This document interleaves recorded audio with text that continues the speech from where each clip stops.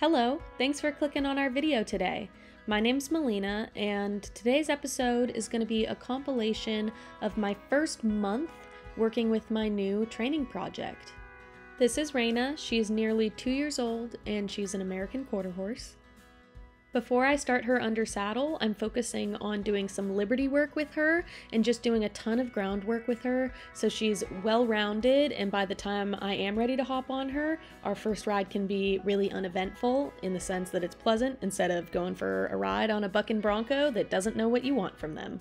This footage that you're watching right now is me grooming her for the first time on our first day together in Thousand Oaks, and now we're transitioning to when I moved her into pasture up in San Luis Obispo where I go to school, and Kate's horse Juneshine had a lot of opinions about that. She had the pasture to herself for a little while we were both home for Christmas break, and look what the baby does here. Bonk! Fell right over. She got too excited and slipped in the mud, and then she goes, okay, I guess I better calm down a bit.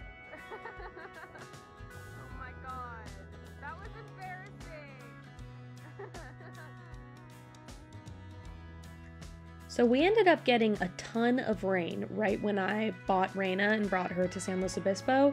I think the scientists were calling it a torrential river. But once the place dried out, I was able to get to work. And I started off by desensitizing Reyna to the whip. I'm showing her that it's just an extension of my arm and it's not something that she needs to fear. And then we're gonna get to working on some advanced leading. I'm using the fence as a wall, and my goal is to keep her head at my shoulder. As you see, if she's falling behind, I'll reach back with my whip to tap her on the side. When she makes it up to my shoulder, we stop altogether as a release to signify that's where I want her to be. I'm now introducing the backup cue by tapping her chest and putting very light pressure on the lead rope to ask her to back up. So I take a couple steps, reach back, tap with the whip, and release all pressure from the whip when she makes it up to my shoulder, and then give her a complete stop where we just get to chill and think about what we did right. Another day, another training session, doing some groundwork. So today we're in the big arena. Notice the big droop I have in my lead rope. That's to keep me from pulling her by the face too much. I will use the lead rope when necessary, but I try my best to communicate with my body and show her what I want rather than just pulling her face around. So here we're working on yielding the hindquarters. This is an important maneuver for a ton of exercises, and it's a great way to get them to move their hip over and face you and come into you when you're working on your draw. So what I'm gonna do is look straight at her hip bone, put my energy towards it, and then walk towards that hip until she crosses her hind legs. When she crosses, we stop and release all pressure.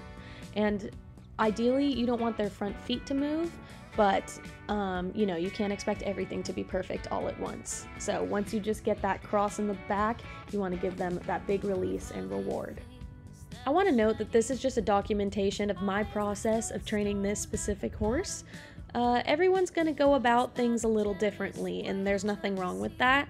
I'm definitely not the expert of everything. I am still learning every single day, and a lot of that is through trial and errors. I'm so happy some of you guys want to follow along and watch her journey because we've already made some progress, and I expect big things for this horse. I think she's going to be really cool. She can get a little distracted by the horses surrounding the arena, so I always try to catch her eye before I ask her for something. And she took a step there, but it was kind of a lazy step, so I increased the pressure by bringing up the whip, and she responded perfectly. And I am now starting to send her out on the start of some liberty circles. So I'm putting my whip parallel to her body, and then when I want her to come into me, I'm backing up and pointing the whip towards her hip so she faces me and comes in towards me.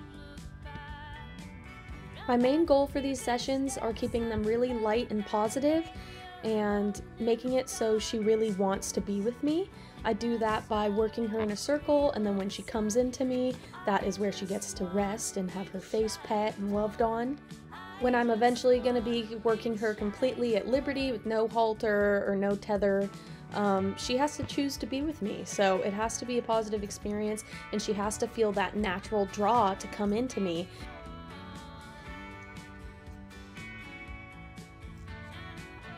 At this point, my goal is to have her make a tight circle around me with little to no pressure on her face, and when she is bent and tilted in towards me, I like to invite her in to show her that I want her to kind of be waiting for that cue to be called in.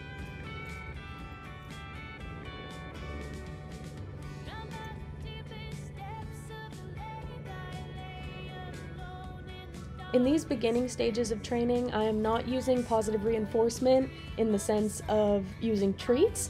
I am petting her, talking to her, scratching her, so that is positive reinforcement, but she's not getting cookies for doing this, although I do add in the use of some alfalfa pellets later just to increase motivation, but that is definitely not a requirement for doing these exercises.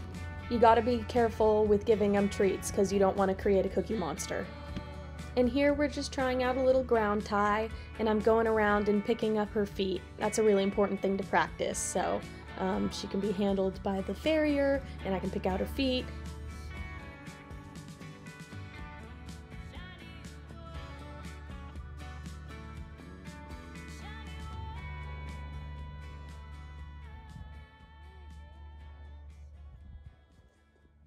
Here we are testing out the draw, so I stand at her shoulder and then just take a couple steps away from her to see if she'll follow me, and there she goes. She did it perfectly, and then I continue that draw by backing up a couple steps.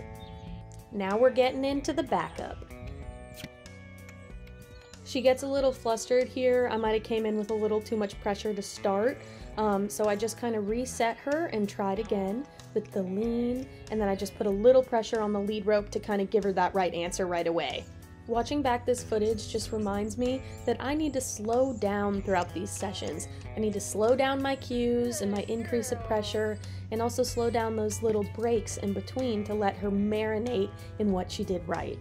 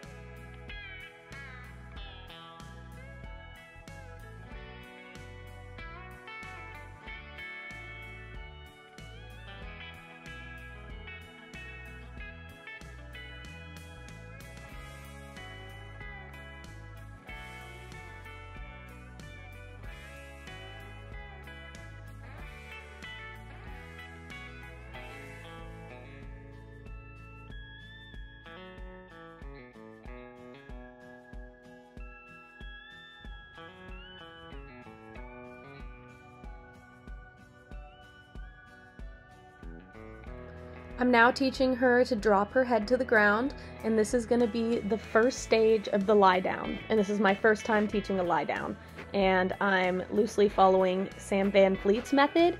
If you don't watch Sam Van Fleet's videos on Mustang training, you definitely should.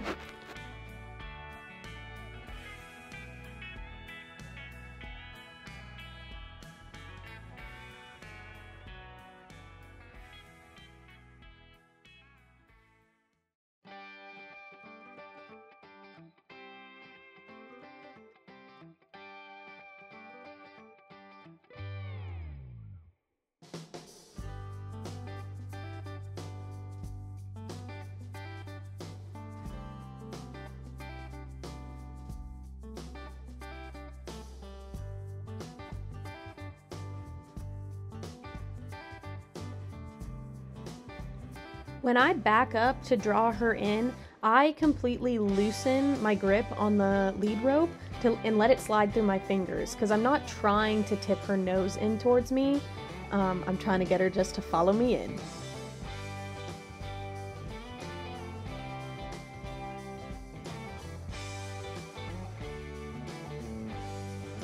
Another piece of the puzzle to get them to lay down is getting them to unlock their front knees. So that's what I'm working on here. I'm teaching her that when I tap, I want her to unlock and lift that leg.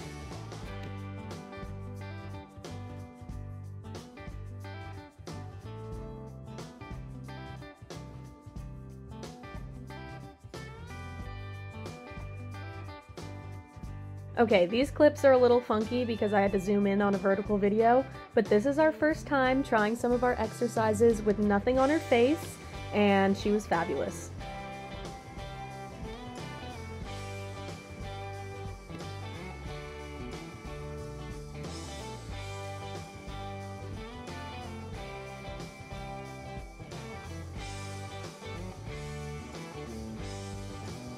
Sometimes she does her stomps a little aggressively, like my whip's a fly, but that's just because she's really sensitive, and sometimes I need to learn that I don't need to touch her, I just need to wave at her and she'll lift it up. She keeps me in check.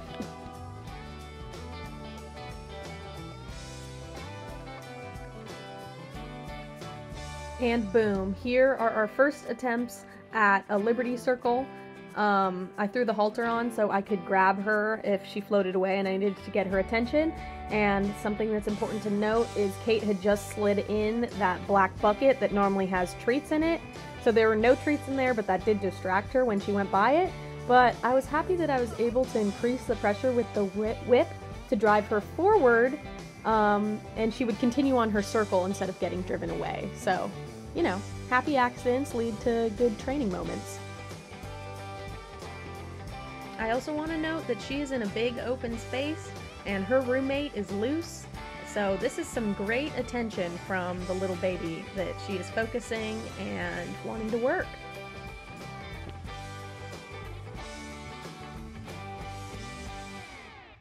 This is a proud moment for me. This is her first time loose in the big arena with a lot of distractions around it, and she stuck with me, so no complaints there.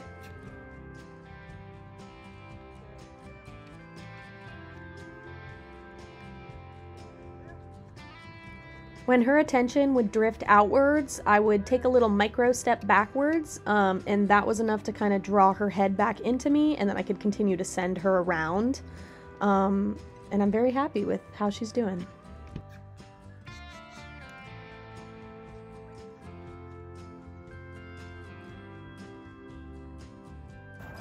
Here's a little whoopsie that reminds you that sometimes we get a little too confident and we lose our ponies, but you know, not all is lost.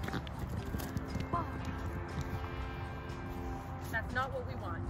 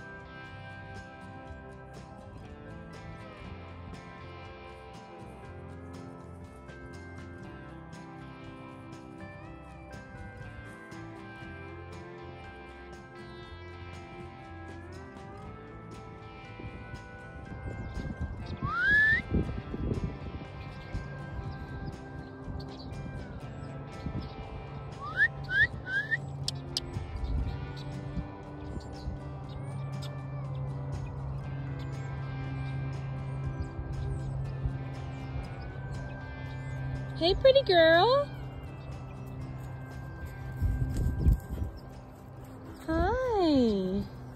And finally, here's a little update on how we're doing with the laydown. I'm going to share a more in-depth video on the laydown process once it's more solidified. At the moment, we can put the pieces together and she will totally set up to lay down, but she won't go down immediately with the cue. But if I walk her around and I'm doing my Liberty exercises, she will offer the lay down and I can sneak in the cue as she's going down. So I'm just trying to close that gap. But honestly, that is not bad progress for 1 month working on it on and off. We've gotten a ton of rain lately and the barn kind of shuts down. So we're just working in bits and pieces and trying our best. And I am in love with her.